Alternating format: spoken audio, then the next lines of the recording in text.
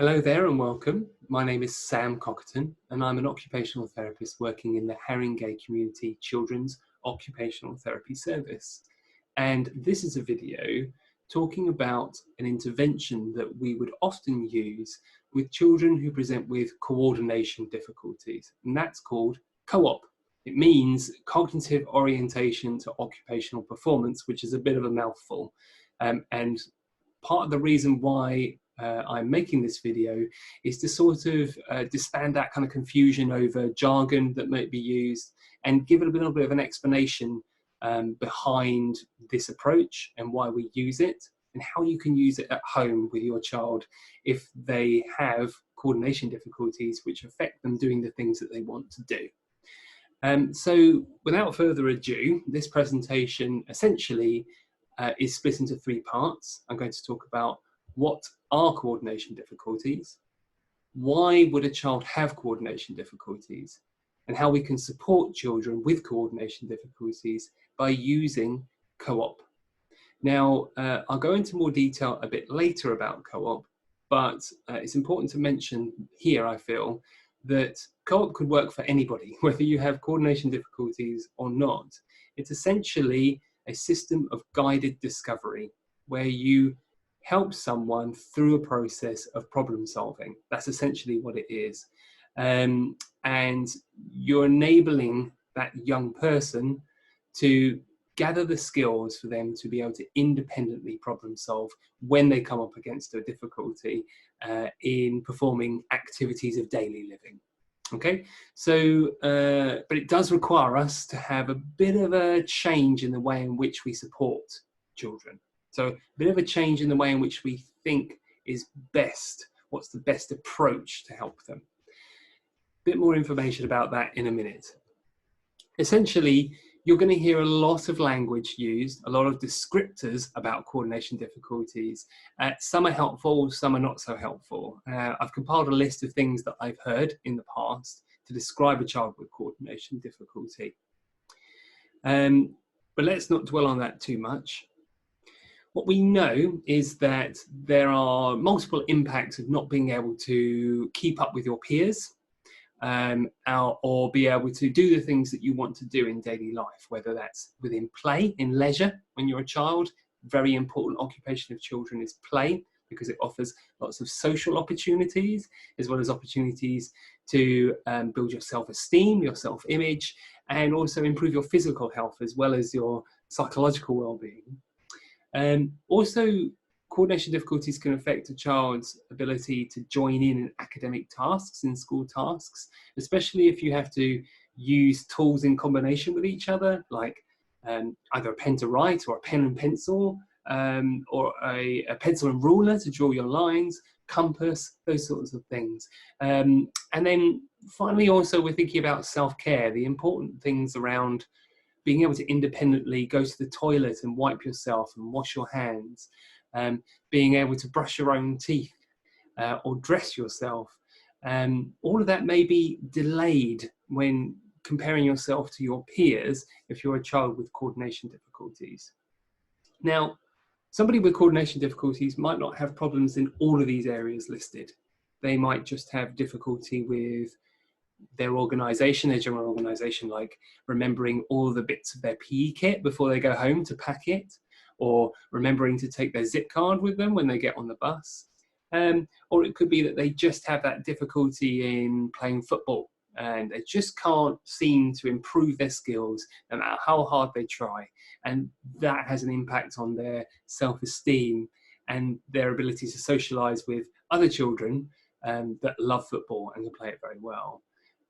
So it could be difficulties in all of these areas that I've listed here, or it could be difficulties in some. Now, the reason why a child has coordination difficulties is also multifaceted. There are many reasons why they might find coordinating their body movements, either small body movements or big body movements, to be able to perform in things that they find really motivating or they need to be doing.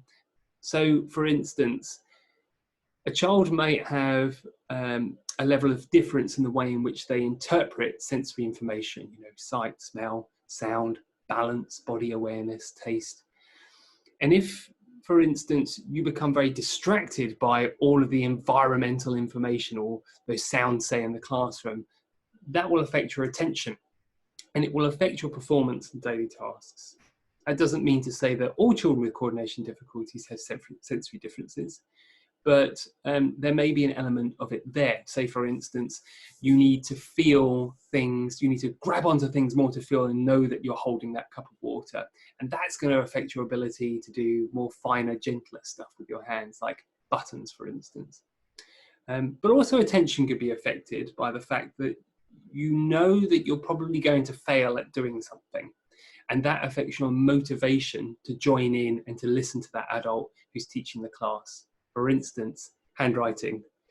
Now, this kind of handwriting is not uncommon with children with coordination difficulties. It's not every child, but you can see that ability to organize thoughts onto a page, to remember all the aspects of handwriting, such as writing, starting on the page the right way around, getting your letter forms the right way around and putting in spaces.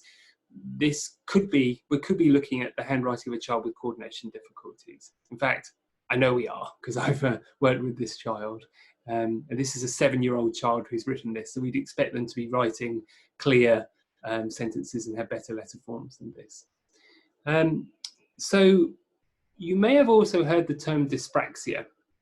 Now, within the more medical term is developmental coordination disorder, or DCD. However, the Dyspraxia Foundation feel that dyspraxia is a better term to use for adults with this condition because they don't want to be associated with it being a developmental problem. It doesn't seem to fit with their experience. So for the rest of the video, I'm going to describe, when referring to DCD dyspraxia, I'm going to say DCD dyspraxia, okay? Now, this is a diagnosis not given to all children and people with coordination difficulties. And that's because they need a real clinical need, that coordination difficulties will need to affect every aspect of their daily living for them to meet this, this descriptor, this diagnosis. Now, if you think that your child does exhibit with difficulties in every aspect of their daily living, then they might be dyspraxic, they might have DCD dyspraxia. And I would suggest talking to your occupational therapist or pediatrician, GP, Senko, to discuss the idea of maybe going for an assessment for that if you feel that that's useful. Essentially, this is a descriptor. This is a diagnostic criteria that's written out in a diagnostic manual called the DSM-5 that describes somebody with DCD. And it's important to say that this onset of symptoms, so these symptoms that are described here, have been evident throughout the child's life for us to think that this is DCD dyspraxia, and that it can't be described, this coordination difficulty can't be described by any other condition, such as a level of physical disability, for instance. Okay, so I thought I'd just give you some of that bit of information because there might be that question in your head, oh, is my child dyspraxic? So I hope that kind of answers some of that and gives you some pointers for further research. Or I should say on that, there are a very useful, helpful website out there for describing what DCD is and what it means for children, and also with some really nice resources for teachers and parents about helping children with coordination difficulties, is a website called CAN Child, C-A-N Child. It's a Canadian organisation. They have a great little free PDF workbook as well on their website, as well as advice and tips and resources. Just Google CAN Child and it will come up. First result, I did it earlier today. So let me talk very briefly about occupational therapy before we think about co-op. Occupational therapists essentially aim to improve a child's independence in daily activity, whatever their disability, because we know it's important for children to be able to be as independent as possible in things that are meaningful to them. We know that that improves their physical and emotional well-being. We use meaningful activity, the occupation itself, as a means of therapy.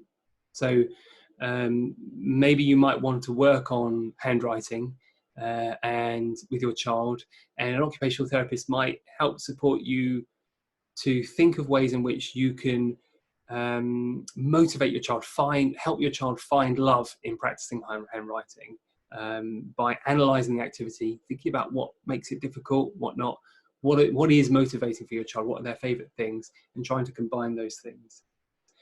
We believe that the child themselves should be a driver for change. So where possible, where applicable, the child should be involved in putting together a strategy with you, setting goals with you.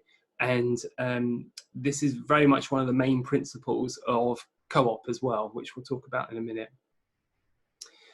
We believe that practice, and informed practice, or working on improving their performance and the thing they want to get better at, should take part in their everyday environments. So it's all very well and good seeing a child in clinic, but where possible, we should be practicing the thing they do where it should happen. So playing football out in the football field, working on brushing hair and tying hair back at home in the bathroom or in the living room or wherever, where all the other kind of environmental things, such as a mirror or goalposts, are going to be there in situ. We understand that some environments don't support the child best, and we feel that the environment is something, as well as the occupation, that we need to really consider, break down, and think about how we can make it more supportive for the child to lessen the difficulty of the task. So that might be reasonable small adjustments to a classroom to make it less overwhelming for a child. Or maybe looking at clothing, maybe if the child wants to get better at doing buttons, we look at thinking, how can we adapt that? Maybe we can make the buttons slightly larger so it's easier to grasp and move. And it's essential to keep any form of intervention that you're doing where you're helping a child improve their skills, their functional skills, to make it fun and motivating.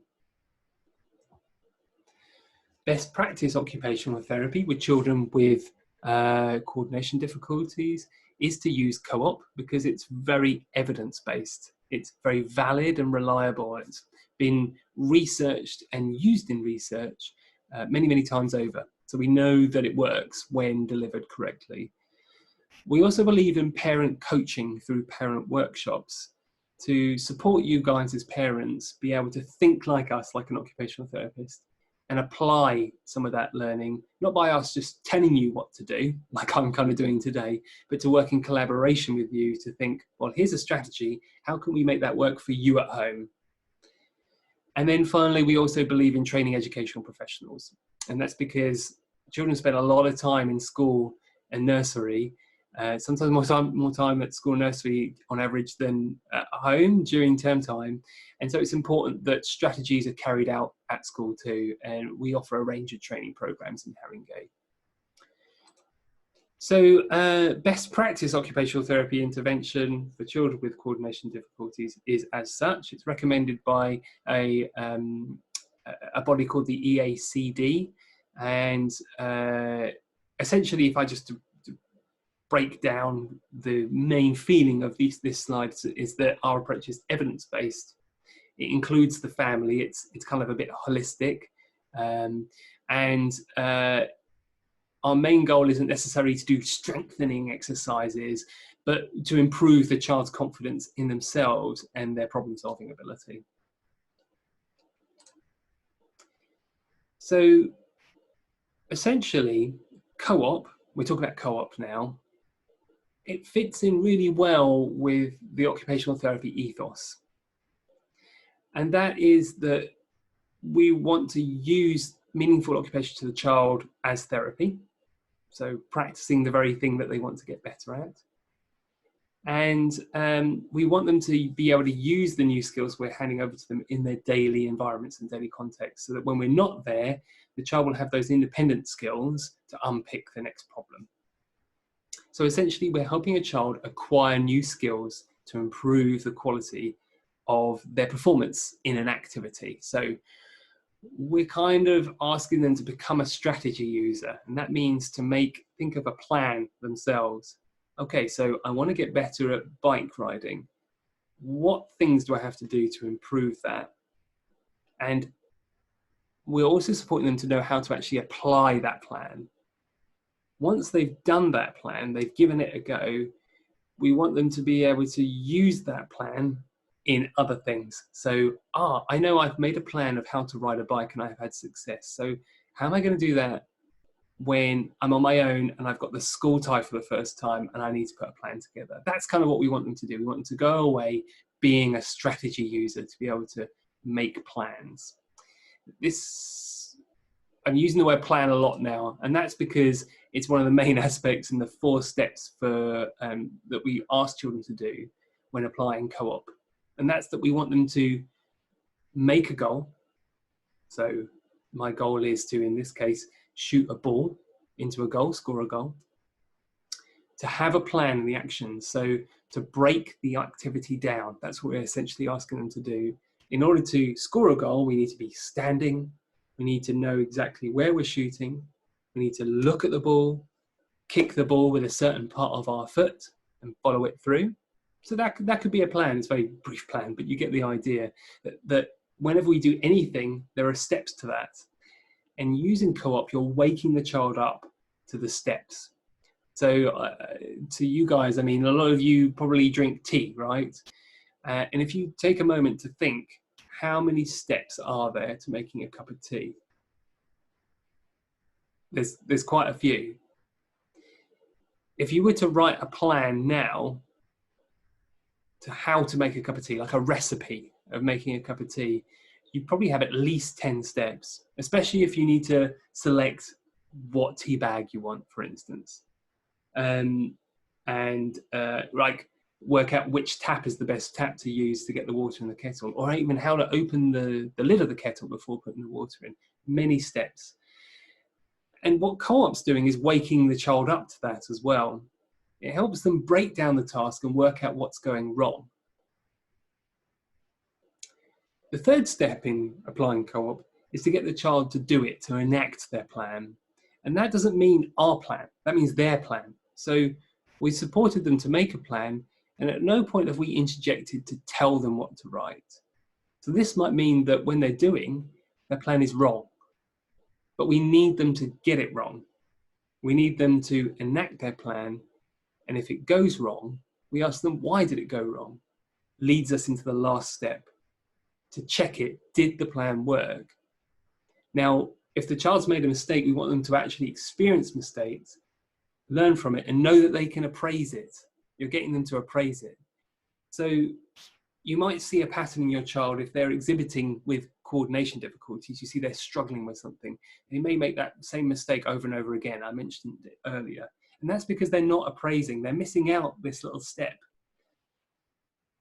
A lot of children that I've worked with a diagnosis of DCD, for instance, are able to do the plan step very well. There's not really an intellectual disability there. They can tell me exactly what they need to do it.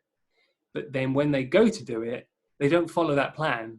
They just act instinctively, throwing their limbs around a little bit, or they just boot the ball after telling me they want to score the goal and they've got to kick the ball with the inside of their foot. They walk up to it and they kick it with the tip of their foot and it goes straight up in the air.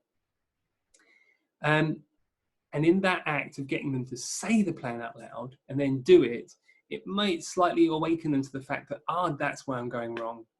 I've told you I need to kick it with the inside of my foot, but I don't instinctively do that. So I need to think about how to position myself. Maybe there's something missing from my plan. So a bit more about that. It's a difficult thing to support a child to maybe get things wrong a few times, especially if you know that your child's going to be upset by that. Now, what we don't realize internally until we try co-op sometimes is that we will the child to have so much a success in things. We don't want them to experience things going wrong because maybe we're worried about the outcome, or we want the child to feel good about themselves. But a lot of times kids are quite savvy to that. They know they're being humoured, and essentially what we're doing is not actually helping them learn the independent skills to dynamically problem solve in the environment. So here are a few steps about what we can do to support the children through that process of goal, plan, do, check. We help them break down tricky tasks into steps. And by doing that, I mean, we ask them questions about what they think they should do next, or ask them questions about Okay, how do you make a cup of tea, or how do you kick a ball? We need to be really mindful when we're doing that. We are only asking questions and not telling them. So you see, I've put a couple of examples here. We need to allow for mistakes and take a step back and be really conscious of that. That if you see something going wrong, think, well, is the child physically safe right now? What they're doing really safe? Now, you might not want to take a step back if you're teaching your child how to cut a carrot with a very sharp knife. Do pick your battles. But often ask yourself, wait, watch and wonder, what happens if I don't step in? Am I giving the child enough time to work this out for themselves? You might find that the quality in which they're doing things, like say if you're doing co-op to get brushing teeth, a lot of kids know you've just got to do this, right? And they just brush the front, quick bit of the sides, maybe if you're lucky. They're not doing the quality you would expect of around to help their gums, to save their gums that they get back here. And they might not be doing it for 2 minutes. But ask yourself, does that matter? If your goal is that your child can independently brush their teeth, they've kind of half achieved that. By stepping back, you allow them to feel like they are achieving, and that makes them more willing to improve what they're doing, to appraise what they've done and to improve it. If, as adults, supporting adults, we're always stepping in, you're going to reduce your child's willingness, their motivation to have another go. Okay? Very difficult though. I'm not saying it's easy. It is difficult. And overarching bit of advice here. You're coaching, not teaching. So avoid telling your child what to do at all costs. And that means we've got to bite our tongue a little bit here. If they don't start achieving their goal, if they don't write the best plan in the first session, I have to tell myself that's fine. That's part of this journey. That's part of the intervention. They go away and they have a plan written out, and I know it's not going to work. For 3 sessions, that's very difficult to do. But the child will come around eventually. So try not to teach, just try to coach. Most importantly, yet again, think like an OT. We've got to make this fun. We're only coaching how to improve performance in meaningful, motivating activity, not telling a child how we do it and making them do it. They've kind of got to find their own way of doing it. And what you're working on, if your child's really, really finding handwriting difficult at this time, maybe that shouldn't be your goal. If you want to introduce them to an independent problem-solving activity, it should be something that they really want to get better at, like riding that bike, for instance, or filling up a water balloon so they can throw it at daddy. You know, you really want to teach, what you're doing is teaching them a skill of making a plan, doing it and checking it. Come on to the handwriting further down the line. Okay. Now, we're getting you to ask some questions of a child to orientate them to the occupation. That's in the title, right? Cognitive orientation to occupational performance. You want to ask them questions such as making them aware of their body position. So, for instance, a child I worked with fairly recently wanted to know how to open a can for herself. She was 13, 14. And when I was first watching her instant reaction was just to get the can, get the opener. And she's so focused on the can opener, the tool itself, that she didn't realize that she's doing it standing up without a table, just loose in the air there. And she doesn't know, like I know, that if she sat down and she had the can on a table, that it would be a lot easier. You'd be able to steady the can. You'd be able to enlist the strength from your body to use the can opener. So you might want to ask the child, how am I standing? Have a look this is just how I do it. This is how I do it, right? Or another good example is when you're throwing a ball to another child, their goal is they want to catch the ball. And the child may be standing there with their hands in their pockets or their hands behind their back, just straight like this, looking the other way. And you say, are you ready? And they're like, yeah. So you might want to say, well, how am I standing? I'm ready to throw the ball to you. How am I standing? And now you're cueing them into how you use your body and how important it is for your body to be in a certain way, because that's not instinctive to a child with coordination difficulties. You're bringing their attention to what they're doing. So you say, well, how are you standing at this time? What does it look like? You might want to get them to use language, and that helps feed into their plan. So if we go back to that child who's catching the ball, they're a little bit further down the line and they're standing like this. And you might want to say, well, how are you standing? We can write that in the plan if you think it's going to work. And they can use that language. Oh, I'm holding the bowl, or something like this. That's the good stuff. You want to catch on to that. Please ignore the jargon in black here. This is why I'm giving you the blue kind of explanation afterwards. What we mean by task specification or modification is there something that we could change to make that easier? So could we modify the task a bit so that we ensure that the child has that satisfaction, like I was telling you, they've done something to work on their plan. So in the case of the ball, it could be a bigger ball because it's easier to catch. What I said before about bigger buttons, or tying your hair back, a nice big scrunchie that's nice and loose. Or if it's a getting dressed goal with your lower half, wearing baggy trousers, not tight jeans. Supplementing task knowledge. This is what we mean by kind of showing rather than telling. So don't tell the child, but show the child. So you might want to ask them, well, can you tell me how I do it? This is how I do it. This is just my way of doing things. I do this often with shoelacing, with those complex tasks, or with a tie. And I say, can you tell me the different steps I'm doing, what it looks like? And that's when you get lots of really nice language that you can use in the child's plan. So for instance, I've got a little rubber band here to remind me. I was working with a young girl not that long ago to design a plan. Her goal was to tie her hair back. And so we wanted her to design the plan for that. And so I had to ask a lot of questions here about her body position, bring her attention to what she was doing.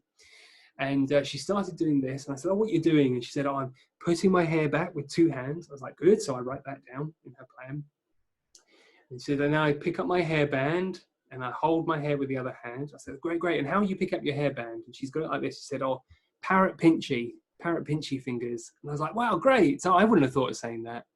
But the child, that was her language. That was what she wanted to say. And I said, okay, and what do you do next? She said, right, I now put it in here. So she's getting a little bit wrong because she's still got it like this. And after a few questions, like, oh, how could you make sure that goes on? She just didn't know. So I needed to supplement the task knowledge. I needed to show her how I would do it. So I said, okay, so this is parrot pinchy. What are other ways we can hold the band? And she was thinking, and she said, oh, in the other hand? I said, yeah, you could do the other hand. Anything else? She said, oh, I could put it like this. And instantly in my mind, I'm thinking, yes, that's what I want you to do, because that's how I would do it. But I asked her, well, what does that look like? Maybe how can you describe this? And she said, oh, it's like an angry dog with a rope round its mouth. Yet again, I wouldn't have thought to call it that. But it's a really lovely descriptive word. So by me supplementing the task knowledge by demonstrating, she was able to start developing a plan a bit more. Another one is, like I said, tying a tie, that I might show how I would do it and break it down to steps as I'm doing. So I go, I'm not obviously doing, but I'm saying 1, 2, 3, et cetera, et cetera. So you're supplementing task knowledge. You might ask a child, well, how else could you find out how to do it? What do we have? Standing there with your laptop in your hand, or a tablet, maybe with YouTube on, or if you're in the playground, the child wants to get better at swinging or something, you might say, oh, how else could we find out how to swing? So you're kind of cueing the child into thinking, oh, I could watch someone else. This whole time, you kind of need them to come to the conclusions for this to work, if you see what I mean. So you might want them to feel the movement. For children where those tasks are so obscure, they're so brand new, like tying a tie, your child's not going to have any concept of the task to start with if it's their first time. So doing a bit of hand over hand, standing behind them and acting a hand over hand, but not saying anything, is sometimes a nice way of cueing the child into building this baseline of knowledge, this initial knowledge. So can we do this together if I put my hands over your hands? And then finally, the verbal rote script. What's your plan? It's your plan. It's your words.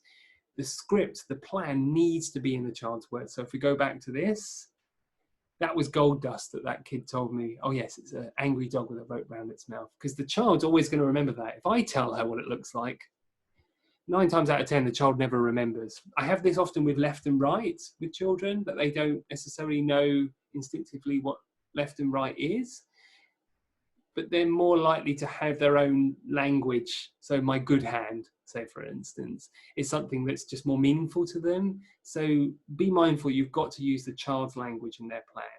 They've got to be giving you the description of what you're doing.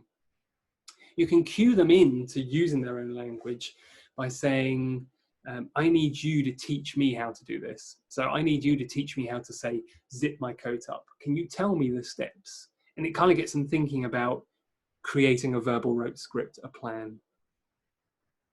So I want to show you a video, I'm just reaching for my mouse here, of a child who their goal is to use a zip before co-op. So I want to show you the video before co-op, what their plan was, and then a video of them after co-op, if you see what I mean. So we can really get an idea of what a plan might look like.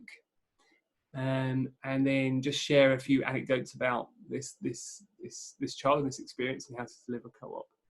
So I'm just going to switch my screen over to this video.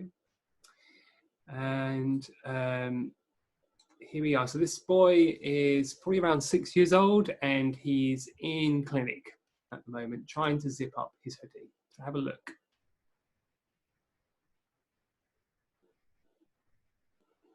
So you see he has some task knowledge. He's got the catch inside the zip, and look, even there you see he's able to put it in. So he's got some knowledge, it's not brand new.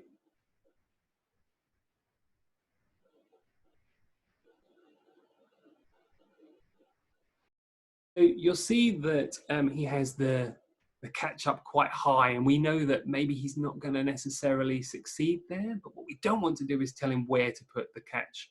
We're probably thinking, bring it lower, stretch your left hand further down. So let's go back to our presentation. And so this boy had 4 to 6 sessions, maybe of co-op with a therapist, and then his parents were continually helping him with making a plan whilst he was at home as well. So building on the plan that he made in therapy sessions. So here is his goal at the top there, to do my zip up on my own. And then we have the steps. So step 1, put the zip at the bottom of the track.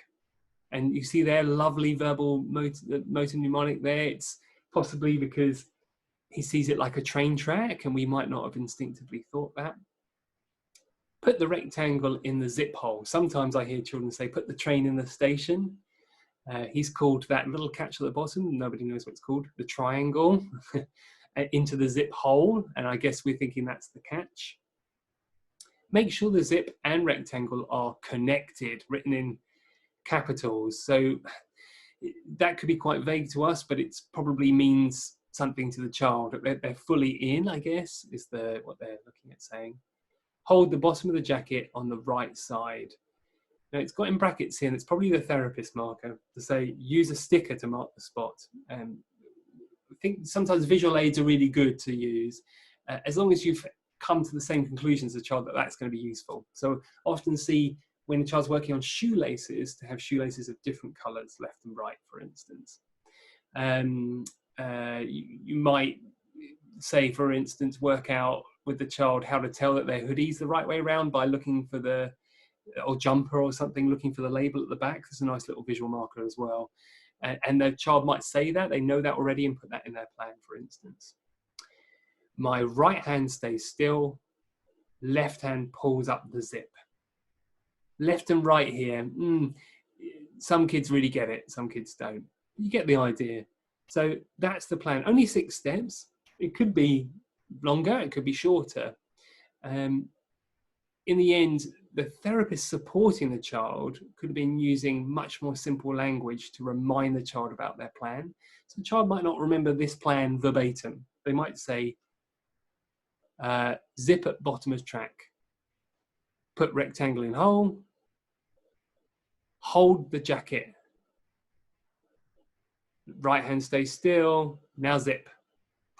So you've got this kind of like really simple, quite I don't know, punchy way of reminding the child what to do. Track, zip hole, connect, pull up, oh, stay still, pull up. You know, you can cue them into that. And here it says apparently it worked and it did really well. Well, that might have been session 6, the plan's finally done. What we often find is that at the beginning, the child's very minimal with their descriptions. And they might go from just put zip in bottom of the track, zip it up. They might miss out all these other little steps because they don't have that dynamic problem solving. That's why it's going wrong every time. So, okay, let's watch how things went after help from the therapist and parents using co-op. And let's just bring that back. Here we go. Note that the body position's different. Not too much attention to doing there at the end, but he kind of knew he got it.